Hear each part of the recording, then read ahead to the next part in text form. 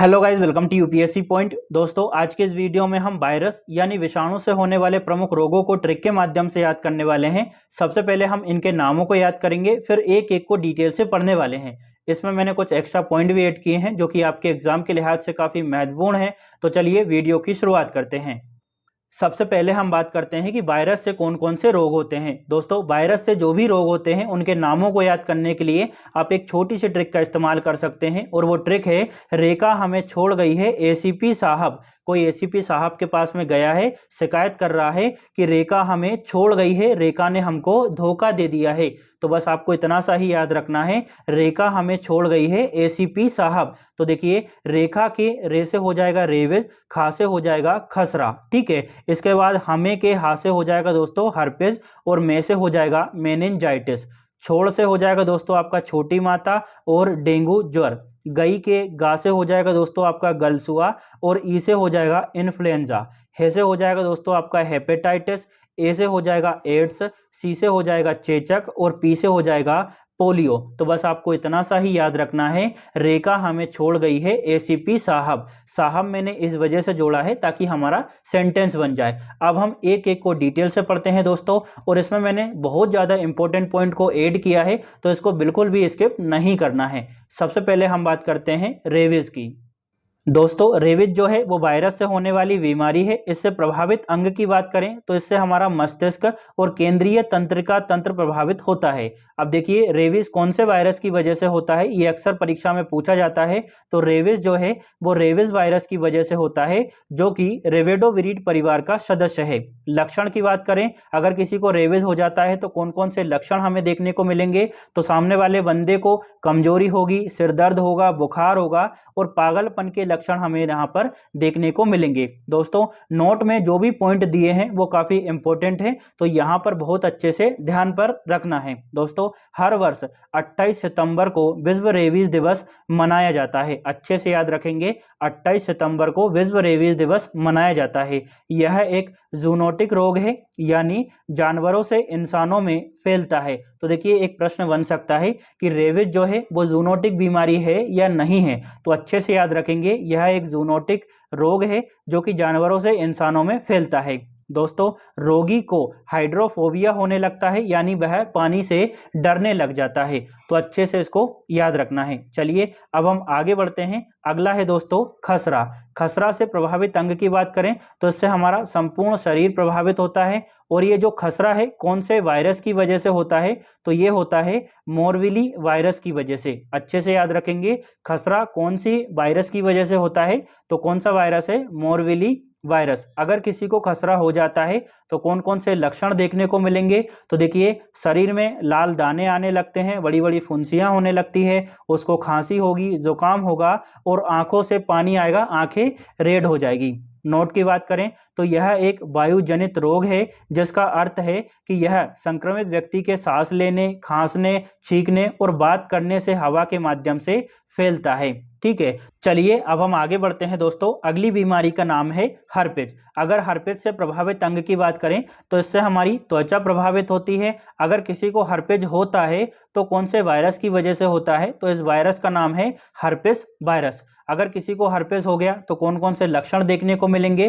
तो दोस्तों, मुंह और जनन अंगों में या फिर उसके आसपास घाव और छाले पैदा हो जाते हैं, बड़े बड़े फफोले होने लगते हैं। नोट में जो पॉइंट दिए हैं वो काफी इंपॉर्टेंट है, इनको अच्छे से देखिएगा। देखिए, हर्पेज को छुपा हुआ वायरस भी कहा जाता है। तो अच्छे से याद रखेंगे, हर्पेज को छुपा हुआ वायरस भी कहा जाता है। दोस्तों, हर्पेज जो बीमारी है वो यौन संचारित रोग है, यानी असुरक्षित यौन संबंधों की वजह से ये जो बीमारी है वो फैल सकती है। चलिए अब आगे बढ़े। अगली बीमारी है दोस्तों मेनिनजाइटिस। मेनिनजाइटिस से अगर हम प्रभावित अंग की बात करें तो इससे हमारा मस्तिष्क प्रभावित होता है। और अगर किसी को मेनिनजाइटिस होता है तो उसका कारण कौन सा वायरस है, तो उस वायरस का नाम है दोस्तों एंट्रो वायरस। अच्छे से याद रखेंगे, एंट्रो वायरस की वजह से मेनिनजाइटिस नामक बीमारी होती है। अगर किसी को मेनिनजाइटिस हो गया तो उसमें कौन कौन से लक्षण देखने को मिलेंगे, तो तेज बुखार, गर्दन में अकड़न, प्रकाश से व्यक्ति डरने लगता है, अधिक प्रकाश पड़ने पर उसको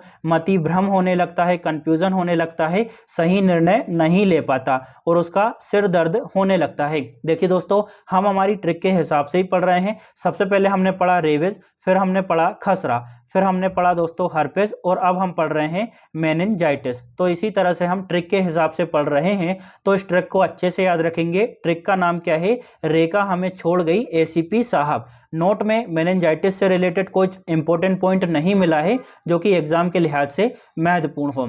चलिए अब हम आगे बढ़ते हैं। अगली बीमारी है छोटी माता, जिसको चिकन पॉक्स के नाम से जाना जाता है। इससे प्रभावित अंग की बात करें तो इससे हमारा संपूर्ण शरीर प्रभावित होता है। अब ये जो चिकन पॉक्स है कौन से वायरस की वजह से होता है? तो ये होता है दोस्तों वेरिसेला वायरस की वजह से। अच्छे से इसका नाम याद रखना है।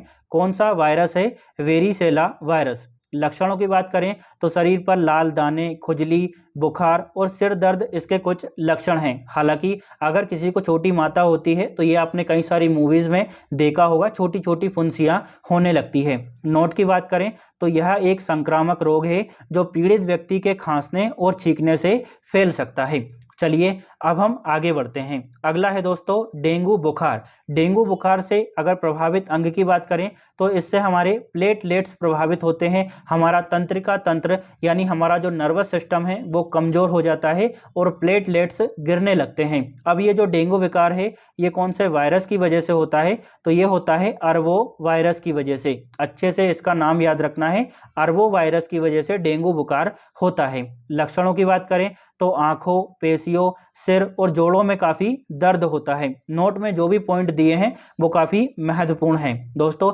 इसे हड्डी तोड़ बुखार के नाम से भी जाना जाता है। तो हो सकता है परीक्षा में पूछ लिया जाए कि किस बीमारी को या फिर किस रोग को हड्डी तोड़ बुखार के नाम से जाना जाता है, तो आपका उत्तर क्या होगा? डेंगू बुखार को।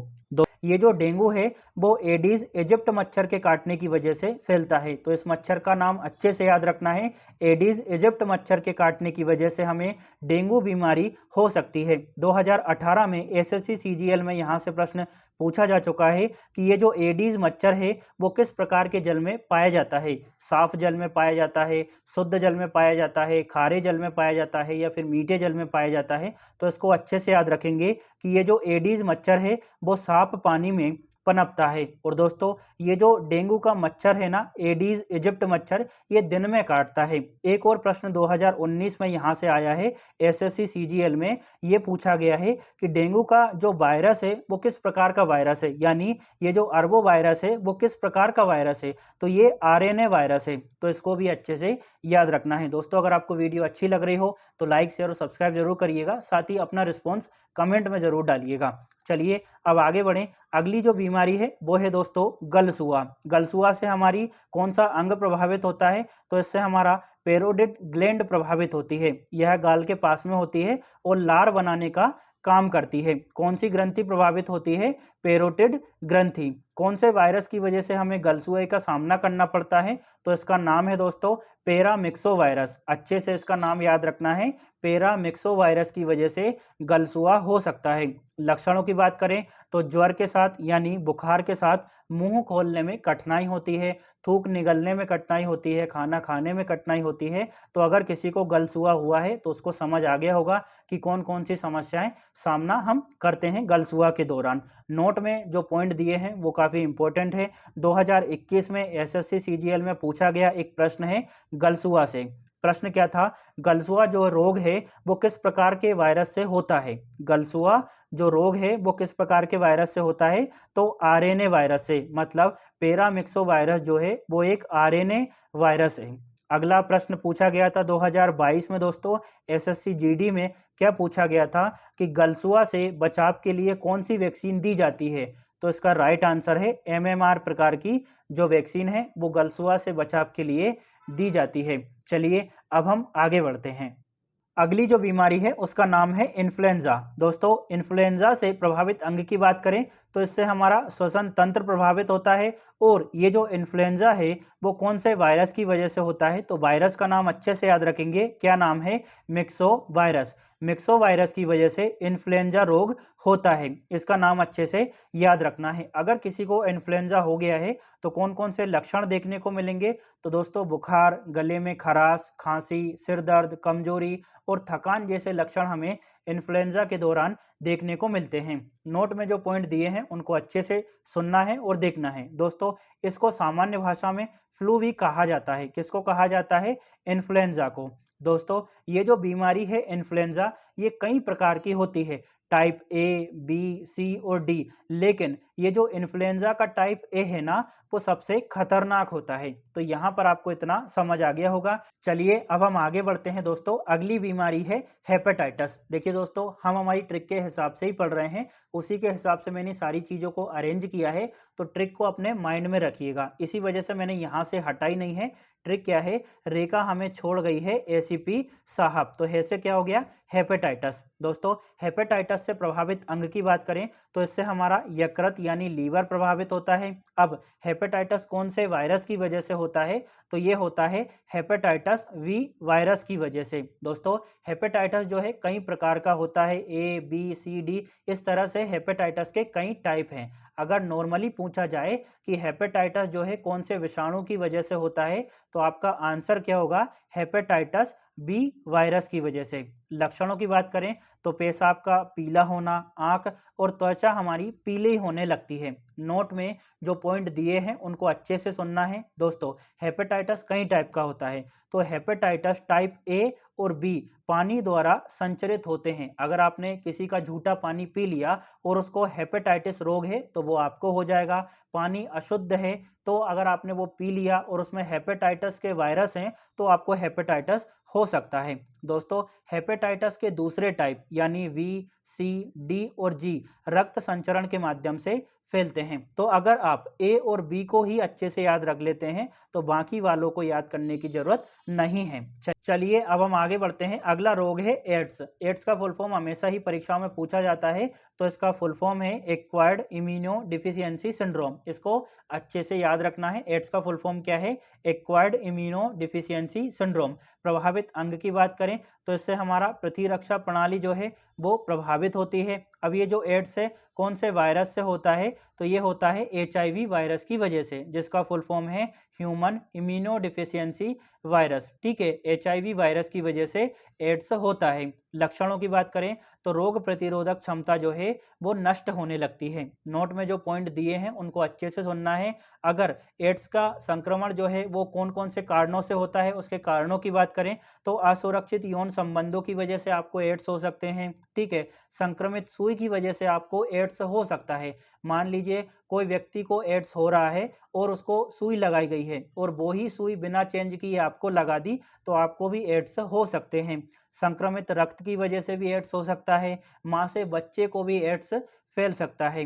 भारत में पहला केस 1986 में चेन्नई में देखा गया था और दोस्तों हर साल 1 दिसंबर को विश्व एड्स दिवस मनाया जाता है। चलिए अब हम आगे बढ़ते हैं दोस्तों, लेकिन उससे पहले मैं आपको बता दूं कि यहाँ पर हम वायरस से कौन कौन से रोग होते हैं उनको ट्रिक से याद कर रहे हैं। इससे पहले मैंने बैक्टीरिया, प्रोटोजोआ और कवक से कौन कौन से रोग होते हैं इनको भी ट्रिक से याद करवा दिया है। तो आप चाहें तो उन वीडियोज़ को देख सकते हैं। इसके अलावा दोस्तों मैंने हिस्ट्री, पॉलिटी, इकोनॉमी, ज्योग्राफी, इन सभी में जो टॉपिक टफ हैं उनको मैंने ट्रिक से याद करवाया है, कोरिलेशन से याद करवाया है। तो आप चाहें तो एक बार प्लेलिस्ट में विजिट कर सकते हैं, आपको सब कुछ आसानी से याद हो जाएगा। बात करें चेचक की तो प्रभावित अंग है दोस्तों इससे त्वचा। चेचक की वजह से त्वचा प्रभावित होती है। अब ये जो चेचक है वो कौन से वायरस की वजह से होता है? तो ये होता है दोस्तों वेरियोला वायरस की वजह से, जो कि एक डीएनए वायरस है। लक्षणों की बात करें तो तेज बुखार आने लगती है, पूरे शरीर पर लाल लाल दाने बनने लगते हैं, फफोलों की तरह काम करते हैं। दोस्तों चेचक का जो टीका है उसकी खोज एडवर्ड जेनर द्वारा की गई थी 1796 में, तो इसको अच्छे से याद रखना है। WHO द्वारा 1980 में आधिकारिक रूप से चेचक को समाप्त घोषित कर दिया है। इसी के साथ दोस्तों भारत में भी 1975 के बाद चेचक का कोई भी केस देखने को नहीं मिला है। तो अच्छे से याद रखिएगा 1990 में WHO ने इसको पूरी तरह से समाप्त घोषित कर दिया है और 1975 के बाद में भारत में चेचक का केस नहीं मिला है। चलिए अब हम आगे बढ़ते हैं। अगला जो रोग है उसका नाम है पोलियो। पोलियो से प्रभावित अंग की बात करें तो इससे हमारा नर्वस सिस्टम यानी तंत्रिका तंत्र प्रभावित होता है। अब ये जो पोलियो है कौन से वायरस की वजह से होता है, तो इस वायरस का नाम है पोलियो वायरस। लक्षणों की बात करें तो दोस्तों मांसपेशियों में दर्द होता है और व्यक्ति को स्थायी रूप से पैरालिसिस का सामना करना पड़ सकता है। अगर उसको पोलियो हो गया है तो उसको लकवा मारने की संभावना अधिक से अधिक हो जाती है। दोस्तों नोट में जो पॉइंट दिए हैं उनको अच्छे से सुनना है। भारत को 2014 में WHO ने पोलियो मुक्त घोषित कर दिया है। दोस्तों पोलियो के सामान्य रूप से दो टीके चलते हैं, एक है ओपीवी और दूसरा है आईपीवी। ओपीवी का फुल फॉर्म होता है ओरल पोलियो वैक्सीन, जो कि मुंह के माध्यम से बच्चों को दिया जाता है, और एक है आईपीवी। आईपीवी का फुल फॉर्म होता है दोस्तों इनएक्टिवेटेड पोलियो वैक्सीन, जो कि इंजेक्शन के माध्यम से दिया जाता है। दोस्तों एक बार हम क्विक रिवीजन कर लेते हैं ताकि सारी चीज़ें आपको रिकॉल हो जाए, लेकिन उससे पहले मैं आपको बता देता हूं कि इसका जो पीडीएफ है वो आपको मेरे टेलीग्राम चैनल पर मिल जाएगा, और मेरा जो टेलीग्राम चैनल है उसका नाम है यूपीएससी पॉइंट ऑफिशियल। आप चाहें तो वहां पर सर्च कर सकते हैं या फिर उसका लिंक मैं डिस्क्रिप्शन में डाल दूंगा, तो वहां से क्लिक करके सीधा ज्वाइन हो सकते हैं। एक बार हम रिवीजन कर लेते हैं। हमारी ट्रिक थी रेखा हमें छोड़ गई है एसीपी साहब, रेखा हमें छोड़ गई है एसीपी साहब। तो रेखा के रे से हो गया रेवेज, खा से हो गया खसरा, हमें के हा से हो गया दोस्तों हर्पेस, और में से हो गया मेनिनजाइटिस। छोड़ से हो गया दोस्तों छोटी माता और डेंगू ज्वर यानी डेंगू बुखार। गई के गा से हो गया गलसुआ और ई से हो गया दोस्तों इन्फ्लुएंजा। हे से हो गया हेपेटाइटिस, ए से हो गया एड्स, सी से हो गया चेचक और पी से हो गया पोलियो। साहब हमने क्यों लगाया है, ताकि हमारा सेंटेंस बन जाए, इसका कोई मतलब नहीं है, बस आपको इतना याद रखना है रेखा हमें छोड़ गई है एसीपी साहब। तो दोस्तों यहाँ पर हमारी वीडियो खत्म होती है। अगर आपको वीडियो अच्छी लगी हो तो लाइक शेयर और सब्सक्राइब जरूर करें, साथ ही कमेंट जरूर करें। Thank you.